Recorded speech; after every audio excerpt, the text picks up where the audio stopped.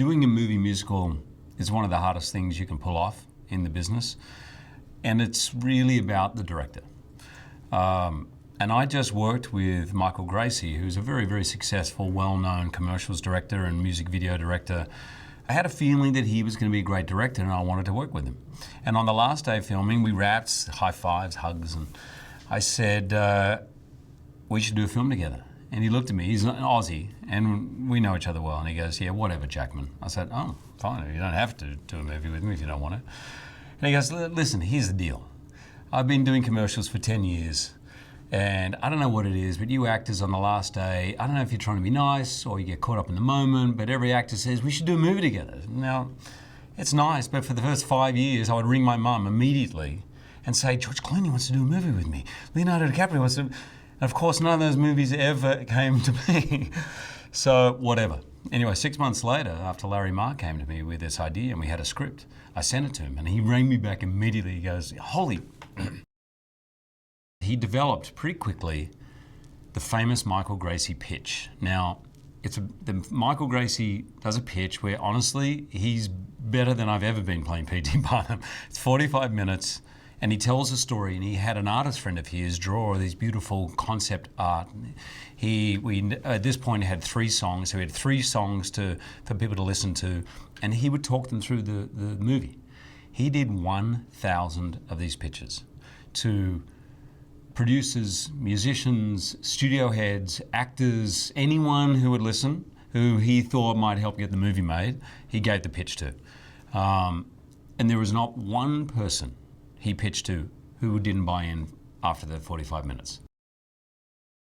His vision is incredible, but his determination is like nothing I've ever seen before. There was no option for him than this movie getting made. The story is so full of heart, and it's about imagination, it's about passion and following your dreams and just abandon, fearless abandon in the end.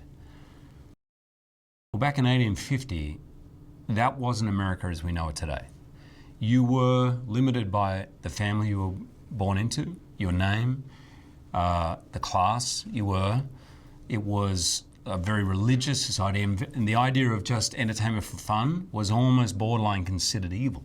So everything that he liked and loved, people sort of trampled on, and he was a little bit trampled on, really, and that gave him this fire to break out of just normality, mundane, everyday, hamster wheel existence. He was going to live the life of his dreams.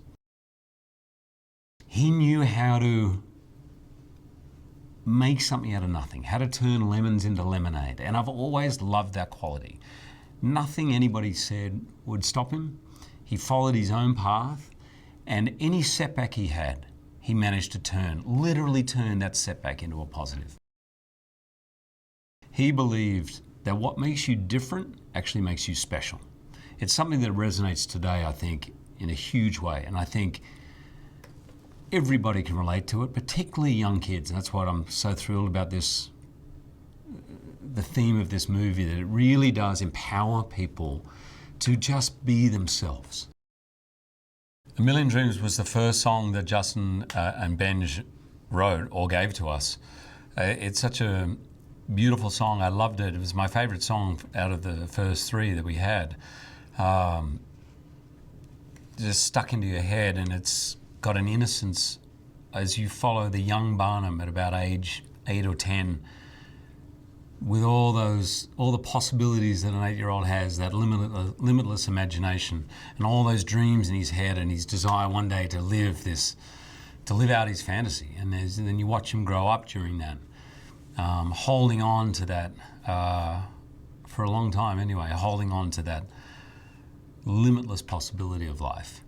And it's a very beautiful and sweet song that I think, with a beautiful lyric that I've always found very touching. They pushed all of us to do things. I did things dance-wise that I've never done before. And I like to dance and I like to work hard. The style that he was creating was modern and cool. My 11-year-old kept wanting to come and learn how to do the dance. You know, this is Barnum. He wouldn't want some staid old period piece. He'd want the music, he'd want the dance to be fantastic and cutting edge and new and something you'd never seen before. That was his motto. If you haven't been to the Barnum Museum lately, you haven't been to the Barnum Museum. Like, everything has to evolve and change. So Ash's stuff, it just feels fresh and new. And I don't care how many Katy Perry concerts you go to or how many Broadway shows you go to, you just haven't seen anything like this.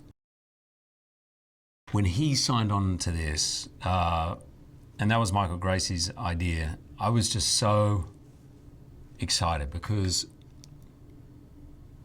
this has to have spectacle. It has to have a unique style visually. It had to have something that looked like nothing else. Ellen, our costumer, our designer, was aware that we have to obviously make sense of it being in 1850. So, of course, it looks like that, but somehow make it look like something that could exist in a Vogue cover shoot that was themed on Barnum. And finding that balance is extremely difficult. What he represents, this idea that you can be whatever you want. You can choose the life you want to be. Yes, you have to work hard. Yeah, you have to have imagination. Yeah, you got to have talent, but you can do it. That's why, to me, Barnum is a uniquely American story. I know he was really excited, really determined to do something different to what he'd done before, to take his skills, dance skills, whatever, vocally to a different level, and he did. I mean, his singing is astonishing, his dancing is amazing. He worked really hard on that, and he's just fantastic in the film. As soon as the camera's on her, it's astonishing. She's a true star, a true hard worker. When she dances, and she's with 20 of the best dancers in the world, your eye goes to her. When she sings, I mean, when I would do my vocal sessions with Justin and Benj, they were like, no, this way, like really.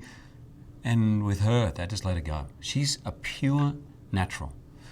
She is unbelievably respectful to everyone she works with, incredibly professional. And this really hasn't happened very often in my life, to work with someone where it's so blindingly obvious that she is going to be, if she wants it, the biggest star of her generation. And that could be in music or dance or acting, whatever she wants. Michael said to Justin and Benj, we need a song. We're going to pitch to the studio. We need a song. And they said, well, that's tomorrow. And he says, yeah. And he goes, we're getting on a plane today. And they went, yeah. So they have a keyboard on the plane with headphones, and they wrote that song on the plane. And the moment I heard it, I was like, okay, that's a huge hit, and I wish I was singing it.